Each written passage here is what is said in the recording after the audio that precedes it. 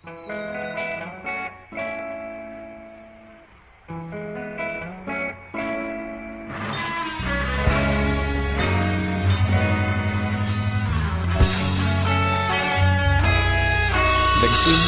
ang lahat sa eskwela, nagsama-samang 12, sa kalokohan at sa tuksuhan, hindi maawat sa isa't isa.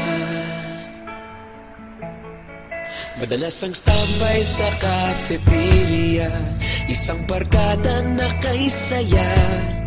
Laging may hawak-hawak na gitara, konting udyok lamang kakanta na. Kay simple lamang ng buhay nun, walang mabibigat na suliranin. Problema lamang laging kulang ang datong. Sana napunta ang panahon? Sana nga ba? Sana nga ba? Sana napunta ang panahon? Sana nga ba? Sana nga ba?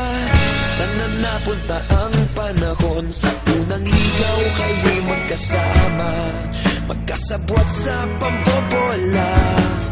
Walang sikreto kayong tinatago, okay sarap ng samahang barkada.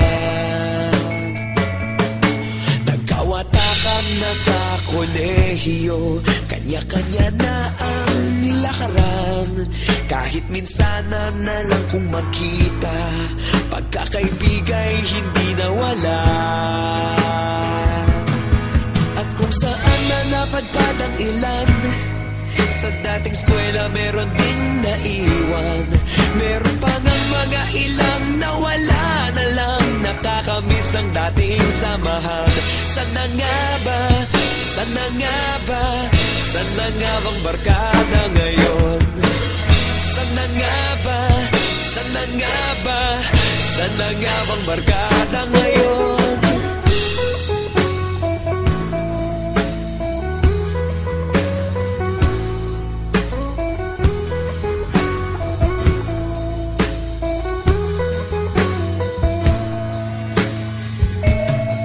Ilang taon din ang nakalipas, wala pa sa aming tatay na nagsusumikap upang yumaman at guminhawang kinabukasan.